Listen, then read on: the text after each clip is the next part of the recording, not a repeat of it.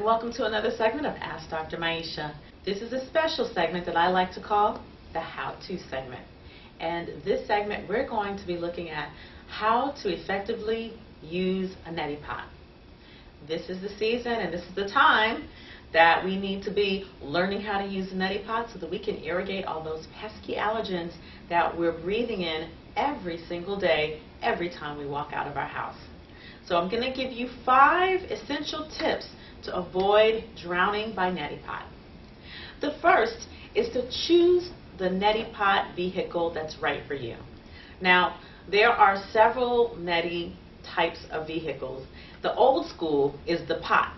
Looks just like a teapot, and you actually literally pour the water up your nose so that it runs out the other side. Ouch! That is painful. My preference is the squeezy bottle type. And these are disposable and they're safe and they're bacteria free. You can buy them at your local CVS, Rite Aid, or Walgreens pharmacy. And there are a couple of different brands. The most popular brand, I believe, is the Neomed Sinus Wash.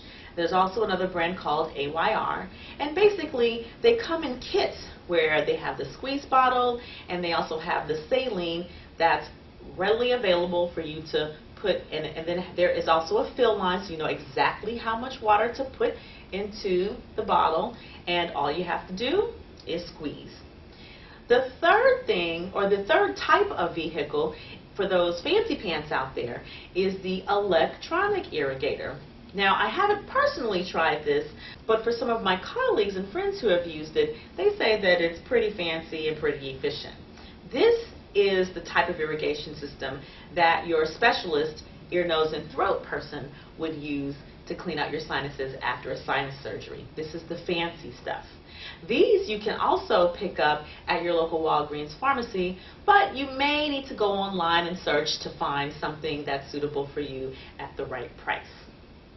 Now, the second tip that I have in terms of using the neti pot is use only distilled water. Our local tap water can carry fungi and bacteria and all types of things that are not great for shooting up our nose. Our sinuses are very closely connected, closely connected to the brain. So you don't want to be shooting dirty water up your nose. It actually defeats the purpose of cleaning out your nose, and in fact can cause sinus infection rather than prevent it.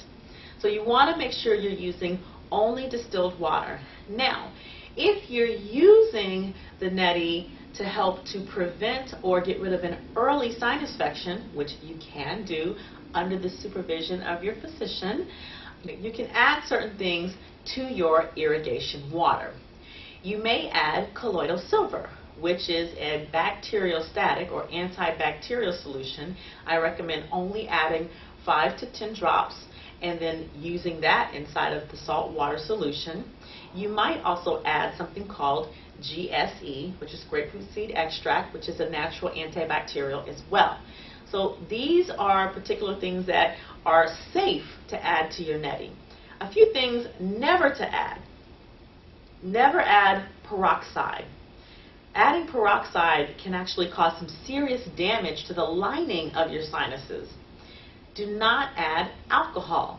Not only will this be extremely painful, but it will also do damage to the inside lining of your sinus cavity and your nose. And then the third thing I recommend not adding is tea tree oil. While tea tree oil has great antimicrobial properties and it's not necessarily damaging to your sinus wall, it can actually be irritating. And where there's irritation, there's increased avenues for bacteria and infection to come in. So I do recommend against using tea tree oil in your neti. The only safe things to use inside the distilled water would be GSE, or grapefruit seed extract liquid, and colloidal silver. And again, I strongly recommend you do this under the supervision of your holistic doctor or naturopath or herbalist. Now, the third thing to do is to prepare your water. Well, we just talked about the type of water to use, but this is how to prepare the water for the actual irrigation.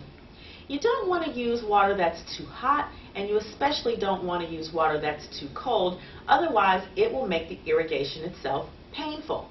So my recommendation is to have the water be just lukewarm. How do you do this? There are a couple of ways that you can.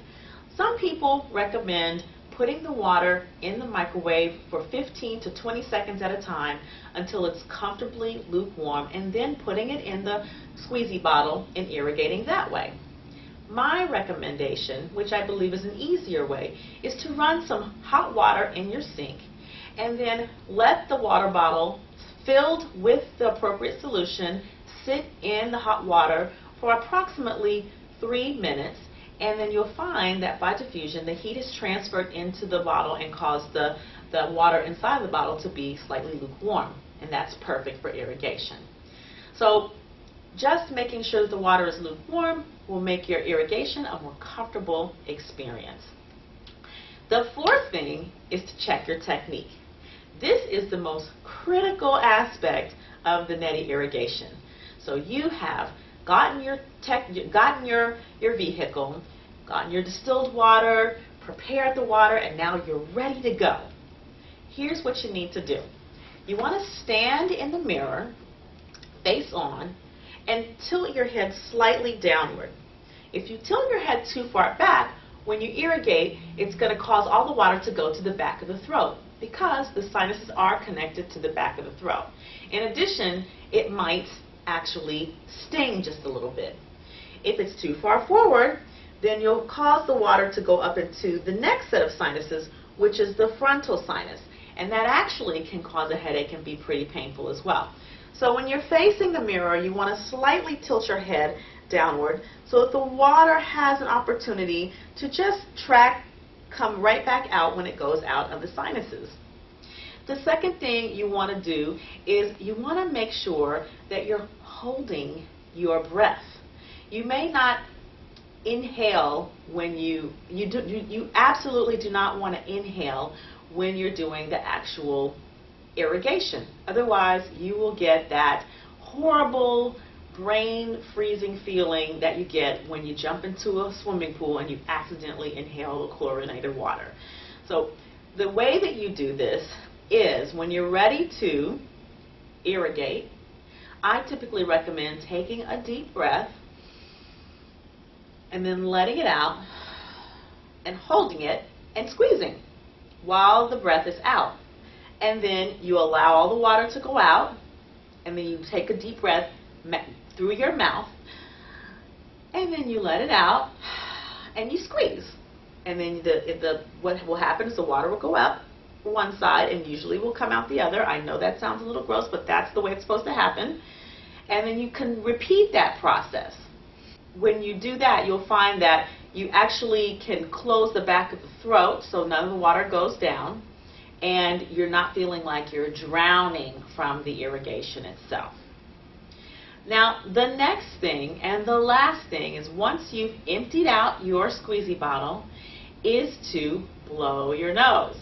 Now, I know that seems like an obvious next thing to do, but you'd be surprised at how many people then go and try to inhale all of that stuff that they just mostly irrigated out, and that does nothing but create, again, that painful burning in your sinuses. So the next thing you want to do immediately after emptying your squeezy bottle is to blow your nose and get all the rest of the water and the junk out of your nose, and you will be left with a clean sense of ability to breathe through your nose, and you will be left with no allergens. These are the 5 techniques that I recommend to avoid drowning by Neti Pot. I've also written an article about it, which you can find in addition to other topics by going to www.create-your-blueprint.com. And this is also where you can join our newsletter, receive our recipe of the week, and download your free guide to eliminating stress and finding peace of mind now. Thank you for joining us for this how-to segment, and we'll see you next time. Have a great day.